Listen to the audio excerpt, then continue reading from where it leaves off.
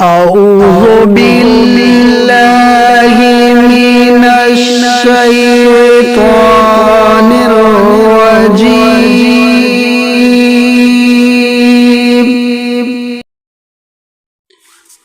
الحمد لله رب العالمين والصلاة والسلام على سيد الأنبياء والمرسلين. أما بعد فأعوذ بالله من الشيطان الرجيم. بسم الله الرحمن الرحيم. ان اللہ و ملائکتہ یصلون علی النبی یا ایھا الذین آمنوا صلوا علیہ وسلموا تسلیما. پڑھیے الصلاۃ والسلام علیک یا رسول اللہ، الصلاۃ والسلام علیک یا حبیب اللہ، الصلاۃ والسلام علیک یا نبی اللہ وعلی آلک وصحابک یا نور اللہ. پیارے پیارے اسلامی بھائیوں،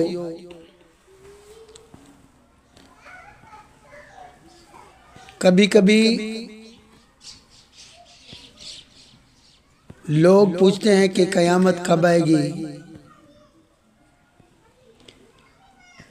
کب یہ فانی دنیا فنا ہوگی.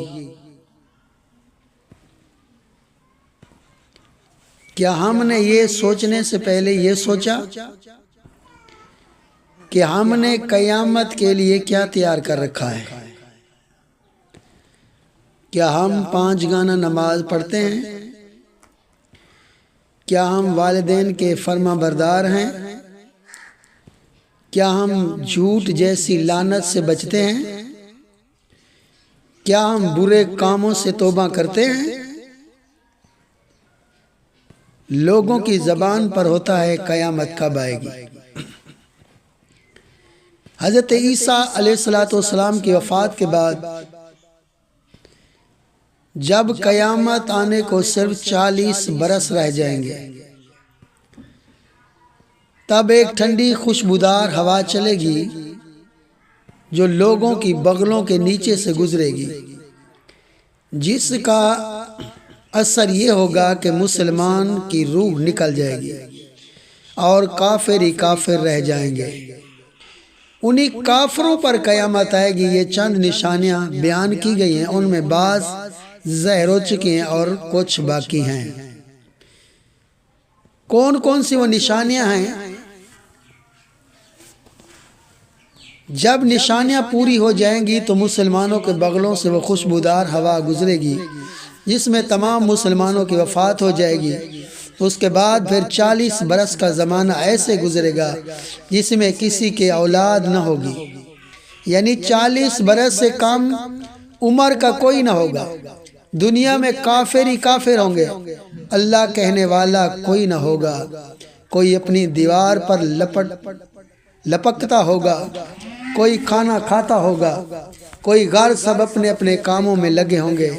یکا یک اللہ تعالیٰ کے حکم سے حضرت اسرافیل علیہ السلام سور پھونکیں گے. اسی کی آواز ہلکی ہوگی اور بعد میں دھیرے دھیرے بہت کڑی ہو جائے گی. لوگ کان لگا کر اس کی آواز سنیں گے اور بے ہوش ہو کر گر پڑیں گے اور مر جائیں گے. پھر آسمان، زمین، دریا، یہاں تک کہ خود سور، اسرافیل علیہ السلام اور تمام فرشتے فنا ہو جائیں گے. اس وقت سوائے اللہ وحدہ حقیقی کے کوئی نہ ہوگا. پھر جب اللہ تعالیٰ چاہے گا اسرافیل علیہ السلام کو زندہ کرے گا تو امور سور کو پیدا کر کے دوبارہ پھونکنے کا حکم دے گا. سور پھونکتے ہی تمام اولین آخرین فرشتے، انسان، جن، حیوانات سب موجود ہو جائیں گے. لوگ قبروں سے نکل پڑیں گے، ان کا اعمال نامال ان کے ہاتھ میں دبا دیا جائے گا. حشر کے میدان میں لائے جائیں گے، یہاں حساب و جزا کے انتظار میں کھڑے ہوں گے. زمین تانبے کی ہوگی، سورج نہایت ہی تیزی سے سر سے بہت قریب ہوگا. گرمی کی سختی سے بھیجے کھولتے ہوں گے، زبانیں سوکھ کر کانٹا ہو جائیں گی، بعضوں کی منہ سے باہر نکل آئیں گی اور پسینہ بہت آئے گا.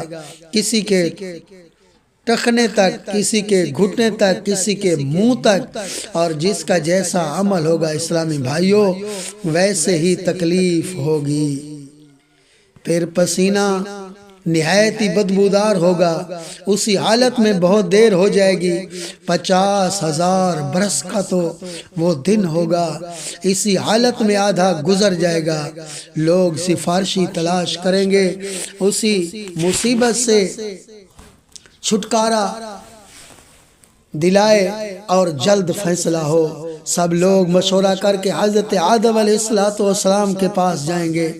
اے آدم علیہ السلام، تو ابو البشر ہے، تو ہمارا باپ ہے، تو درخواست کر کے اللہ تبارک و تعالیٰ اس عذاب سے ہمیں چھٹکارا دے۔ لیکن حضرت آدم علیہ السلام کہیں گے کہ حضرت نوح علیہ السلام کے پاس جاؤ۔ حضرت نوح علیہ السلام بھی یہی بات کہیں گے۔ حضرت ابراہیم علیہ السلام کے پاس پہنچیں گے، حضرت ابراہیم علیہ السلام بھی ان سے کہیں گے تم جاؤ حضرت موسیٰ علیہ السلام کے پاس، اور حضرت موسیٰ علیہ السلام کے پاس جب جائیں گے وہیں سے بھی کام نہیں بنے گا تو لوگ حضرت عیسیٰ علیہ السلام کے پاس آئیں گے۔ حضرت عیسیٰ علیہ السلام کہیں گے کہ اے لوگو، آج میں تمہیں وہ ہستی بتاتا ہوں جن کے در سے آج تک کوئی خالی نہ گیا۔ جب یہ لوگ ہمارے حضور سے فریاد کریں گے، شفاعت کی درخواست کریں گے، تو حضور فرمائیں گے کہ میں اسی لیے تیار ہوں، یہ فرما کر بارگاہ الہی میں سجدہ کریں گے۔ اللہ تعالیٰ فرمائے گا اے پیارے محمد صلی اللہ علیہ وسلم، سر کو اٹھا کر کہو اور سنایا جائے گا، مانگو پاؤ گے، شفاعت قبول کی جائے گی، اسی حساب شروع ہوگا۔ میزان عمل میں اعمال تولے جائیں گے، اپنے ہاتھ پاؤں بدن کے اعضاء اپنے خلاف گواہی دیں گے۔ زمین کے جس حصے پر کوئی عمل کیا تھا وہی گواہی دینے کو تیار ہوگا، نہ کوئی یار ہوگا، نہ کوئی مددگار ہوگا۔ آج نہ باپ بیٹے کے کام آئے گا، نہ بیٹا باپ کے کام آئے گا۔ پوچھے جا رہے ہیں، زندگی بھر کا سب کیا ہوا سامنے ہے، نہ گناہ سے انکار کر سکتا ہے۔ ایک انسان کو اللہ تبارک و تعالی نے کہا کہ تمہاری ایک نیکی کم پڑ گئی ہے، تم جاؤ اور جا کر اپنے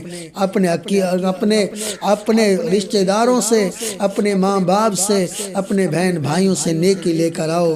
اور وہ جاتا ہے، اپنے باپ سے عرض کرتا ہے اے میرے باپ، تم دنیا میں میری ہر خواہش کو پوری کرتا تھا، آج مجھے ایک نیکی کی ضرورت پڑی ہے، آج مجھے ایک نیکی چاہیے۔ تو باپ انکار کر دے گا، کہے گا ہاں میں دنیا میں تمہارا باپ تھا، لیکن آج میرے بھی اعمال تولے جائیں گے، لہٰذا میں آپ کو نیکی نہیں دے سکتا۔ ماں کے پاس جائے گا، وہاں سے بھی وہی جواب آئے گا، اور چاچے مامے سب رشتہ داروں سے کوئی نہیں یار دوست ہوگا، کوئی نہ مددگار ہوگا، نہ کوئی بیٹا کام آئے گا، نہ بیٹی کام آئے گی۔ ہر ایک کہے گے کہ ہمارے اعمال تولے جائیں گے، ہم یہ نیکی تمہیں نہیں دے سکتے۔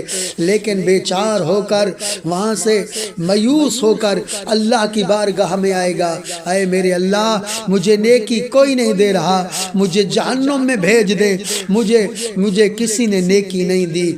لیکن جب اعمال تول رہا ہوگا تو تیرے میرے آقا صلی اللہ تعالی علیہ وآلہ وسلم ایک پرچی کا ٹکڑا نکالیں گے، پرچی کے ٹکڑے کو آگ اسی نیکیوں میں رکھ دیں گے۔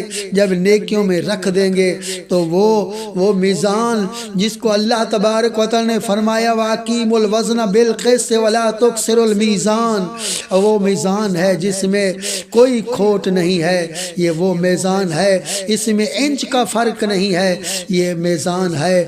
اور تول رہے ہیں اعمال، اللہ کی ذات دیکھ رہی ہے۔ میرے محبوب علیہ السلام نے جب پرچی نکالی تو اسی کے نیکیوں والے پلڑے میں رکھ دی۔